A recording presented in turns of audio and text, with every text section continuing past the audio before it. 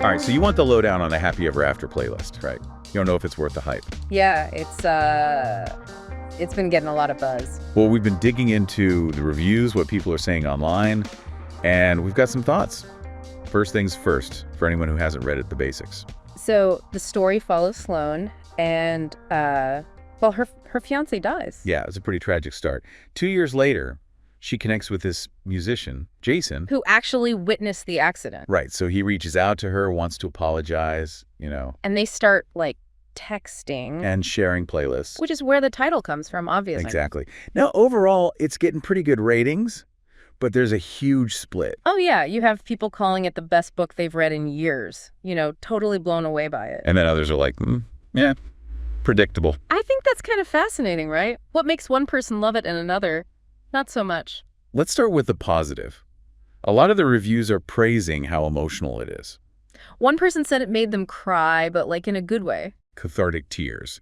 Others are saying it's got this perfect mix of romance, but also humor, and even some grit. Which is hard to pull off, honestly. A lot of books try to do that, and it just feels forced. One reviewer even said they normally hate love stories that are, over-the-top romantic, but this one they loved. It really seems like the characters are what's drawing people in. Yeah, people keep mentioning Sloan and Jason, how real they feel. They have flaws, they make mistakes. They're not these perfect, idealized characters. And people seem to connect with that, with their journeys, Yeah. Healing, finding love after loss. It's powerful stuff. For sure. Now, on the flip side, some people thought the plot was too predictable. They saw the ending coming a mile away. And a few felt let down by it, it didn't quite live up to the build-up. Interesting. I even saw one review where someone said the audiobook narration was, jarring. Oh, really? I was thinking the audiobook might be great for this one, with all the music and everything. Yeah, well, this person specifically mentioned the female narrator's voice. See, that's so subjective, right? Audiobooks, I mean. What bugs one person might be totally fine for someone else. True. Okay, so we've got this love story born out of tragedy, set against the backdrop of the music industry, and a whole lot of strong opinions. Exactly. So what else stood out to you from all the stuff we've been reading? Well, one thing that surprised me was how many people mentioned the humor. Yeah, you wouldn't necessarily expect that given the subject matter. But a lot of reviews highlighted that it's not just a tearjerker, it's got moments of lightness, And it's told from both Sloan and Jason's perspectives. Which I always like, getting inside both characters' heads. Me too.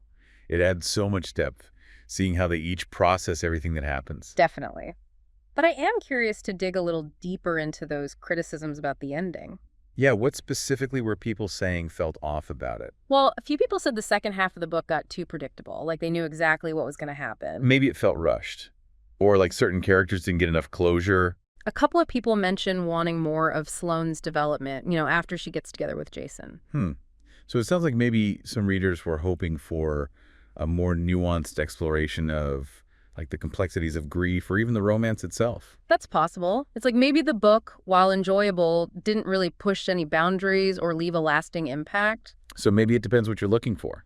If you just want a light, fun read, this could be it. But if you're seeking something that's really going to make you think, that stays with you long after you finish, you might need to keep looking. That being said, there are things that could appeal to a wide range of readers. The music industry setting, that's pretty unique. Oh, for sure. And the whole idea of using playlists to communicate, that's really interesting. Yeah, it's not just a cute gimmick. It actually plays a big role in how Sloan and Jason connect. It makes you think about how music can, speak for us when words fail. So maybe the Happy Ever After playlist isn't a masterpiece, but it does seem to offer a fun blend of romance, realistic characters, and a little bit of heart. And for anyone who's drawn to stories about loss, healing, and second chances, this one might hit the spot. Ultimately, it's up to you to decide if it's something you want to read. But hey, if you're on the fence, there's a link in the description for a free trial with Audible. You can get the audiobook for free and see for yourself. Exactly.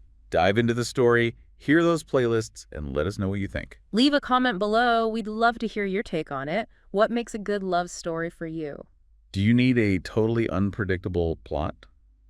Or do you prefer something more comforting and familiar? We're always up for a good book discussion. And don't forget to like and subscribe for more honest reviews and conversations about all things books. So, like we promised, let's dig into some of the deeper stuff going on in the Happy Ever After playlist. Yeah, we touched on the music industry setting, and I think that adds a whole other dimension. Right. You've got Sloan, who's kind of living this quiet life, dealing with her grief very privately. And then you have Jason, who's this famous musician, constantly in the public eye. Total opposites, in a way.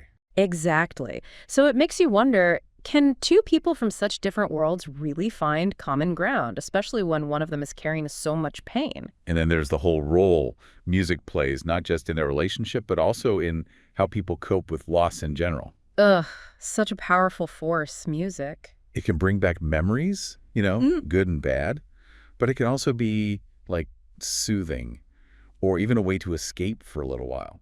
And in this story, those playlists they share, they almost become like a lifeline for Sloan and Jason. A way to connect without having to put everything into words. Because sometimes words just aren't enough. Totally. And it makes you, as the reader, think about the music that's important to you. Like, what songs would be on your Happy Ever After playlist? What music do you turn to when you need a little boost? Or when you just want to feel something? I love that. And it reminds us that even though this book is technically a romance, it's also dealing with these bigger themes. Grief, healing, searching for connection. Which are universal, right? We all experience loss at some point.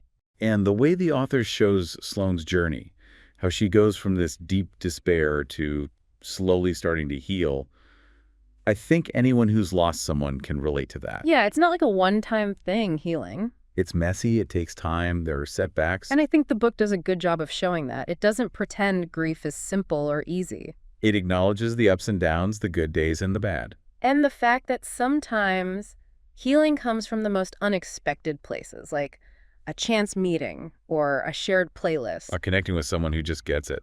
But of course, not everyone loved how the author handled these themes. Right. Some people felt like it wasn't deep enough. They wanted to see Sloane really wrestle with her emotions, dig into the nitty-gritty of grief. Like maybe explore the psychological and emotional impact in a more, intense way. Yeah, it's like maybe the book skimmed the surface a little bit. And maybe for some people, the romance kind of took over and Sloane's internal struggles got a little lost. That's a valid point. So if you're looking for a book that really goes deep into the complexities of grief, this might not be it. But if you want something hopeful, something that shows you can find love and happiness even after loss, then you might really enjoy it. Again, it comes down to personal preference. What are you hoping to get out of the book? But either way, it seems like it gets people talking. It makes you think about your own experiences with loss and how you found healing and connection in your life. Have you ever had music help you through a tough time?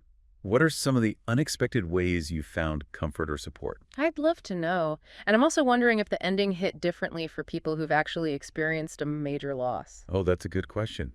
Maybe if you've been through it yourself, you have a different perspective on whether the resolution felt authentic or not. Right. Because sometimes fiction can be a little too neat and tidy compared to real life.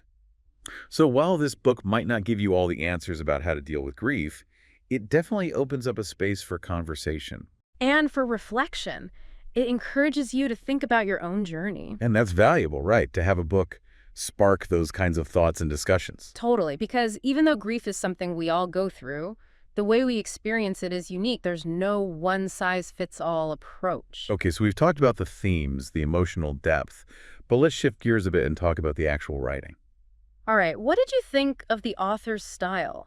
Well, one thing that stands out is the dual perspective.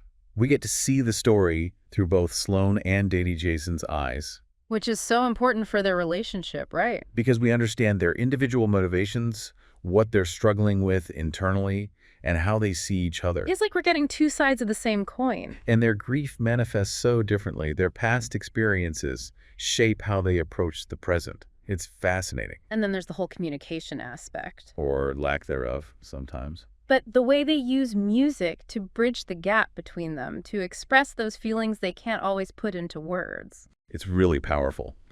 And it highlights how important it is to find ways to connect, even when it's hard. Because sometimes words just aren't enough. And for Sloan and Jason, music becomes that shared language. And then, of course, there's the pacing. Which we know some people thought was slow, especially in the beginning. But how did you feel about it? Did it work for you? Well, I think the slower pace in the first half actually allows us to really sink into Sloane's grief. We see her struggling to cope, holding on to the past, afraid to open herself up to love again. It's like the author's intentionally making us slow down, too. To sit with Sloane's pain and understand how deeply she's been hurt. And it creates this sense of anticipation because we know Jason has entered the picture, but their connection builds really gradually. Through those texts and playlists, it's a slow burn. Like watching a flower bloom in slow motion. And then, as the story goes on, the pace picks up, which reflects the growing intensity of their feelings. So, yeah, the pacing might not be for everyone, but I think it serves the story well. It gives us time to fully experience Sloane's emotional journey. And it reinforces the idea that healing takes time. There's no quick fix. Speaking of things that take time, let's talk about the ending. We know it's been a point of contention. Some people loved it, others felt let down. Why do you think that is? Well, one thing to consider is that the author chose to go for a very definitive ending. You mean tying everything up neatly, giving the characters a clear sense of closure? Exactly. And for some readers, that's satisfying. They want to see the characters happy. They want to know everything works out. But for others, it might feel too predictable, too easy. Right.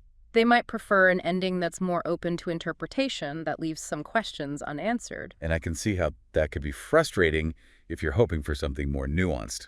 The author also focuses heavily on the positive aspects of Sloan and Jason's relationship, emphasizing their happiness and their future together. Which, again, can feel really comforting to some readers. But others might find it a little too idealistic, especially if they've experienced the ups and downs of real-life relationships. So it seems like the ending, like so much else in this book, comes down to what you, as the reader, are looking for. Are you hoping for a realistic portrayal of love and grief? Or do you want something more uplifting, something that offers a sense of hope? And there's no right or wrong answer. It's all about finding those books that resonate with you personally. But even if the Happy Ever After playlist doesn't tick all the boxes for every reader, I think it's still a valuable book. Because it sparks conversations. It makes you think about important things. It reminds us that even though grief is universal, the way we experience it is incredibly personal. Okay, but there's one more element we haven't talked about yet. Yeah. The setting. Oh, yeah, the setting is really important in this book, too. Because it's not just a backdrop. It actually shapes the characters and their relationship. Right. You've got that contrast between Sloane's small-town life and Jason's life on tour, constantly moving, surrounded by fans. It's that classic fish out of water scenario. Exactly. And the author uses those contrasting settings to highlight the challenges they face as a couple. Sloane is grounded in her routine, her community, her memories. While Jason is always on the go, living this kind of unpredictable, almost chaotic life. And it creates this tension between them. It forces them to confront their priorities, what they really value. And it also underscores how powerful music is, because it transcends those boundaries. No matter where they are, whether it's a dive bar or a huge arena, music is what connects them. It creates the sense of intimacy and shared experience. And it reminds us that music can bring people together, no matter how different their lives might seem. And for Sloan and Jason, music becomes the language of their love, the soundtrack to their healing journey. Oh, I love that. The soundtrack to their journey. It makes you want to go back and listen to those playlists, doesn't it? To experience the story through the music. Totally. And that's what's so cool about a book that incorporates music so well. It adds this whole other dimension to the reading experience. It's not just about the words, it's about the emotions, the memories, the connections. So yeah, maybe the Happy Ever After playlist isn't a perfect book. But it's definitely a unique and engaging one. And for those who are looking for a story about grief, healing, and second chances, it could be exactly what they need. And hey, if you're still not sure, remember you can always try the audiobook for free using the link in the description. You can listen to those playlists, hear the story come to life, and see if it resonates with you. And as always, let us know what you think. Leave a comment below. What are your favorite books that incorporate music? Have you ever connected with someone through a shared playlist? All right, so we've talked about the emotional roller coaster, the music scene, the whole playlist thing. But there's one thing I keep coming back to. This book, people either seem to love it or hate it. Why do you think that is? You know, it's interesting. It's like it's playing with those familiar romance tropes, but also trying to do something different. Like the whole two people from different worlds fall in love thing. We've seen that a million times. Right, but here it's grounded in grief. And the way they connect through music, that's kind of unique. But then some people found the plot predictable. So how does that work? It's a tricky balance. Maybe where the book falls short for some is that, yeah, the basic plot points might be predictable, but it's the execution that matters. The emotional depth, the characters. Exactly. And maybe it depends on who the book is for, you know? If you're a big romance reader, you probably expect certain tropes. But if you're looking for something totally out there, this might not be it. It always comes back to taste, right? What one person finds predictable, another person finds comforting. That's what makes book discussions so fun. It's all subjective. There's no such thing as a book that everyone will love. It makes you think, though, what's the core of the story once you strip away all the genre stuff? Is it about resilience, the power of music, finding love in unexpected places? Those are good questions to ask yourself as you're deciding if this book is for you. And of course, if you're still on the fence, there's that free Audible trial in the description. Give the audiobook a listen, see what you think. Maybe you'll be swept away by the romance. Or maybe you'll end up pondering those deeper questions about grief and healing. Whatever your experience, we'd love to hear about it. Leave a comment below, tell us what you thought. Did the book live up to the hype? Did it make you think differently about anything? And if you enjoyed this chat, make sure to like, subscribe, and hit that notification bell so you don't miss our future book deep dives. Happy reading, everyone.